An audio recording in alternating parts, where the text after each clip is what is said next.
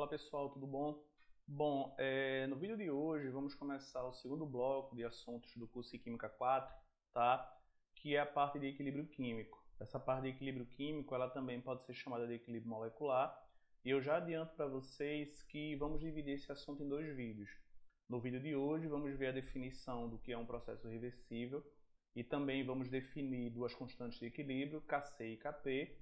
E no próximo vídeo vamos falar sobre o princípio de Le Chatelier, tá? Que é o princípio que você vai deslocar o equilíbrio químico. Então, antes de falar sobre o equilíbrio químico, precisamos entender o que é que significa um processo reversível. Para entender um processo reversível é bastante simples. Inicialmente, considere esse recipiente aqui fechado com água, tá? E todos vocês sabem que com o passar do tempo a água ela tende a evaporar, ou seja, ela tende a passar do estado líquido para o estado gasoso. Bom, chega um ponto que essa parte que antes estava vazia, ela fica saturada de vapor de água. Então, o vapor de água ele vai ter tendência a se condensar. Bom, representando isso na forma de equações, podemos definir que aqui estão ocorrendo dois processos. Um processo que eu vou chamar de processo direto, que é o processo de evaporação. Ele ocorre com uma determinada velocidade. E temos também um processo inverso, que também ele ocorre com uma determinada velocidade, que eu vou chamar de velocidade de condensação. Bom, eu posso dizer que esse processo direto ele vai ocorrer com a velocidade que eu vou chamar de uma velocidade D, chamada velocidade do processo direto, e o processo inverso eu vou chamar ele de I, ou seja, ele está ocorrendo com uma velocidade que eu vou chamar de velocidade do processo inverso. Bom, inicialmente nesse sistema aqui, temos uma velocidade de evaporação bastante alta, tá? Com o passar do tempo, a velocidade de evaporação tende a diminuir e a velocidade de condensação ela tende a aumentar. Lembrando que a evaporação da água chamamos de VD, ela ocorre a uma velocidade chamada de velocidade do processo direto, enquanto a condensação da água ela ocorre a uma velocidade VI, ou seja, a velocidade do processo inverso. Quando a velocidade de evaporação da água se iguala à velocidade de condensação, dizemos que nosso sistema atingiu o equilíbrio. E um processo reversível ele é sempre representado dessa forma aqui. No caso do que está acontecendo nesse recipiente, inicialmente você tem a água passando do estado líquido para o estado de vapor, ela está evaporando. Com o passar do tempo, a água no estado de vapor passa novamente para o estado líquido. Lembrando que o processo direto representamos por VD, velocidade da reação direta, no caso a evaporação, e o processo inverso representamos por VI, velocidade do processo inverso. Bom, chamamos isso aqui de um processo reversível porque o que está ocorrendo aqui não é uma reação química. O que está ocorrendo aqui é apenas um processo físico. Bom, podemos utilizar o mesmo raciocínio para definir o que é uma reação reversível. O que é uma reação reversível? É uma reação que ela ocorre simultaneamente nos dois sentidos. O que é que significa isso? Em uma reação reversível, eu vou ter meus reagentes formando os produtos e os meus produtos reagindo entre si para formar novamente os meus reagentes. Como exemplo, vamos dar uma olhada nessa reação aqui. Aqui temos NO2 produzindo N2O4. Então, o NO2, que é meu reagente, ele origina os produtos e os meus produtos eles regeneram novamente meus reagentes, tá? Tornando assim um processo reversível. Quando a velocidade de formação dos produtos se iguala à velocidade de formação dos reagentes, temos um sistema em equilíbrio. Bom, tudo que foi falado até agora, ele pode ser representado dessa forma aqui. Eu tenho um reagente A reagindo com outro B, formando C mais D. Bom, inicialmente, o processo de formação dos produtos ocorre a uma velocidade que eu vou chamar de V1, que é a velocidade da reação direta. Lembrando que, inicialmente, como temos apenas reagentes, essa velocidade de reação direta é bastante alta. Com o passar do tempo, os produtos eles tendem a reagir entre si para originar novamente os reagentes, tá? E essa reação ela ocorre com uma velocidade que eu vou chamar de velocidade de reação inversa. quando a velocidade da reação inversa se iguala à velocidade da reação direta, o sistema atingiu o equilíbrio. Bom, graficamente, podemos representar esse sistema dessa forma aqui. Inicialmente temos os reagentes, tá? O que é que acontece? Os reagentes eles têm tendência de formar os produtos, então com o passar do tempo a velocidade dos reagentes ela vai diminuir. E a velocidade dos produtos com o passar do tempo ela vai aumentar. Chega um ponto, por exemplo esse ponto aqui, em que as duas velocidades são iguais. Quando essas duas velocidades são iguais, significa que meu sistema atingiu o equilíbrio. Então, no meu sistema em equilíbrio, as principais características são as velocidades das reações direta e inversa são iguais e as concentrações dos participantes no equilíbrio químico elas são constantes. Perceba bem, elas não são iguais. As concentrações dos reagentes e dos produtos no estado de equilíbrio, elas são constantes. Elas não variam com o passar do tempo. Ok? Bom, a primeira constante que vamos definir nessa parte de equilíbrio químico é uma constante de equilíbrio em termos de concentração, chamada de Kc. Para escrever Kc é bastante simples. Kc é definida como a concentração dos produtos sobre a concentração dos reagentes. Então, por exemplo, temos essa reação aqui genérica, onde eu tenho reagente A mais B produzindo C mais D, e os produtos C mais D reagindo entre si para produzir A mais B, um processo reversível. Lembrando que essas letras minúsculas são os coeficientes estequiométricos da reação. Para escrever Kc é bastante simples. Kc vai ser a concentração dos produtos sobre os reagentes. Cada concentração dessa tem que estar elevada ao coeficiente estequiométrico. Ou seja, quem são meus produtos? C vezes D, concentração de C vezes D, elevado aos coeficientes C minúsculo, D minúsculo, sobre a concentração dos reagentes A e B. Concentração de A vezes concentração de B, elevado aos coeficientes A minúsculo e B minúsculo. Ok? Bom, a constante de equilíbrio ela é adimensional. O que é que significa isso? Ela não possui unidade, certo?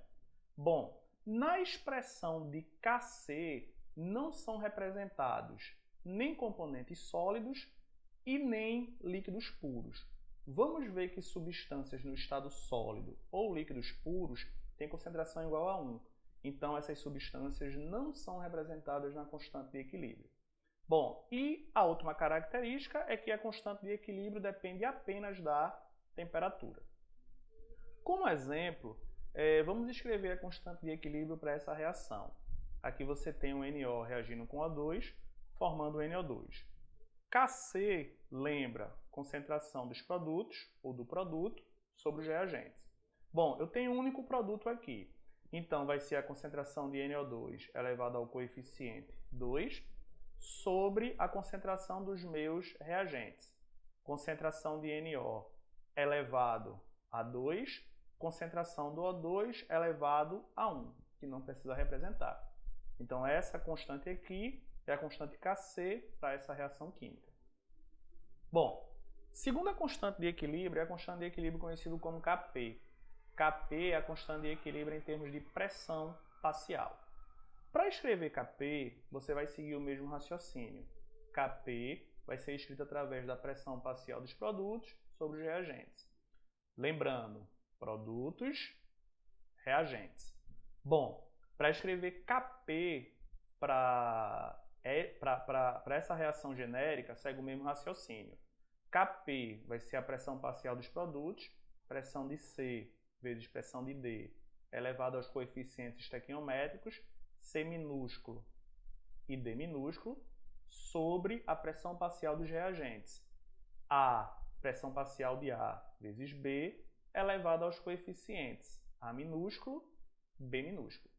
Bom, na expressão de Kp, só vão participar da expressão de Kp os componentes que estão no estado gasoso. Os componentes que estão no estado gasoso, ok? Lembrando que Kp é a constante de equilíbrio em termos de pressão parcial.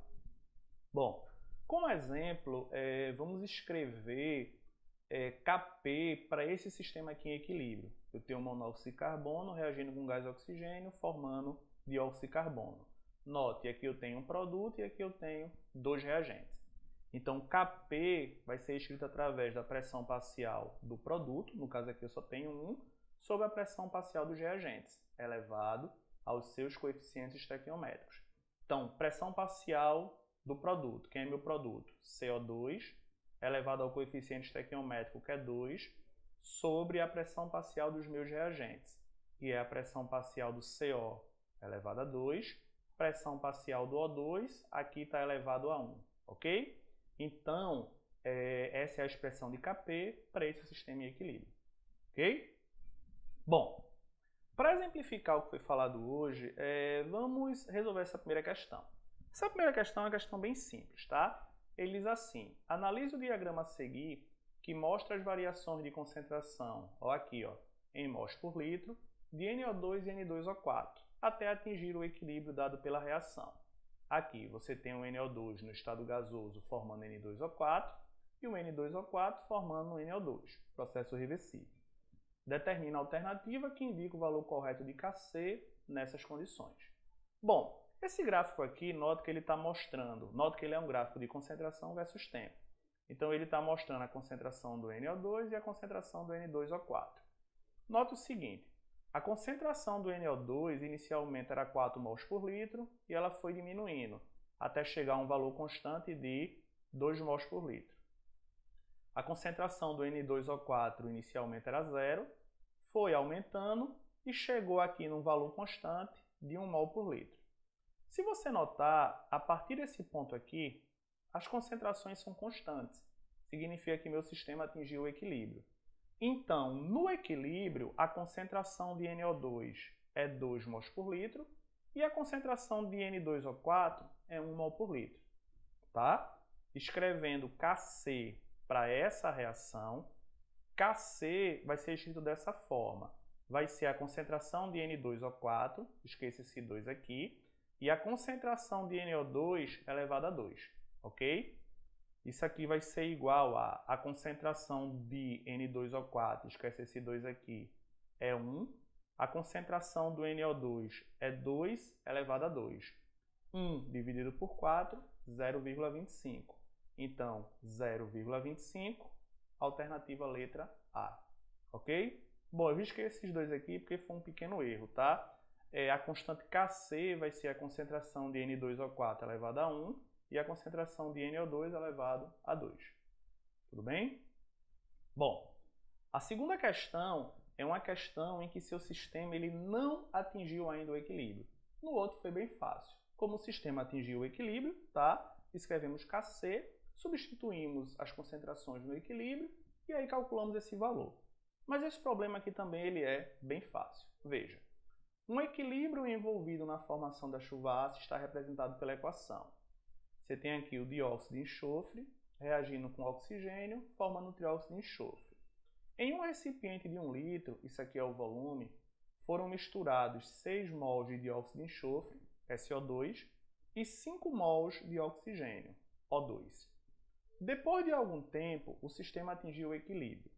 O número de mols de trióxido de enxofre medido foi 4. O valor aproximado da constante de equilíbrio é... Bom, inicialmente vamos representar a reação, tá? Você tem aqui SO2 reagindo com O2 produzindo SO3. Bom, essa reação aqui, vamos dizer que ela ocorre em 3 partes, tá? No início da reação, você tem apenas reagentes. A quantidade de produto formada é 0. Ele disse aqui que no início da reação temos 6 mols de SO2 e 5 mols de O2.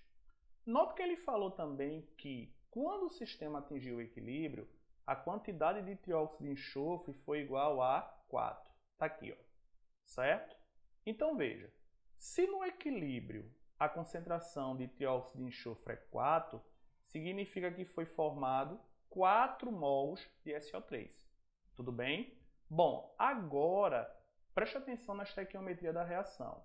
A estequiometria da reação ela diz o seguinte, eu tenho 2 mols de SO2 reagindo com 1 mol de O2, produzindo 2 mols de SO3. Então olha para cá. Aqui a proporção não é 2 para 2, não é 2 mols de SO3 para 2 mols de SO2. Então, se foi formado aqui 4 mols de SO3, foi consumido 4 mols de SO2, porque a proporção aqui está de 2 para 2. Vamos utilizar o mesmo raciocínio para relacionar o SO3 com o O2. A proporção aqui está de 2 para 1. Note que a quantidade em mol do O2 é metade da do SO3. Então, se aqui foi formado 4 mols de SO3, significa que a quantidade de O2 consumida foi 2 mols. Ok? No equilíbrio, o que é que vai acontecer? Eu tinha 6 mols de SO2, foram consumidos 4 mols de SO2. Então, a quantidade de SO2 que sobrou no equilíbrio foi 2 mols. Aqui, no início, tínhamos 5 mols de O2. Foram consumidos 2 mols de O2, no equilíbrio sobrou apenas 3 mols. Lembra o seguinte, a constante de equilíbrio é concentração dos produtos sobre reagentes, concentração molar, ou mol por litro. Aqui temos as quantidades de cada participante, sendo que essas quantidades aqui estão em mols, não em mols por litro. Então, precisamos dividir essas quantidades pelo volume. Lembrando que o volume está aqui, ó, 1 litro. Tudo ok? Então, o valor da concentração do SO2 no equilíbrio vai ser 2 mols por litro, isso é concentração. A concentração do O2, 3 mols por litro. E a concentração do SO3, 4 mols por litro. Vamos escrever a expressão de Kc.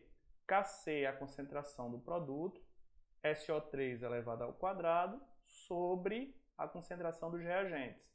SO2 elevado ao quadrado, vezes a concentração de O2 elevado a 1. Bom, a concentração de SO3 está aqui, 4 mols por litro. A concentração de SO2 determinamos também que é 2 mols por litro, elevado a 2. E a concentração de O2 é 3 mols por litro. Resolvendo essa divisão aqui, chegamos ao valor de 1,33. Então, o valor de Kc é 1,33. Lembrando que Kc é uma grandeza adimensional. Tá? Então, alternativa letra D. Bom, na próxima aula vamos ver a parte de deslocamento de equilíbrio. Espero vocês lá. Abraço a todos.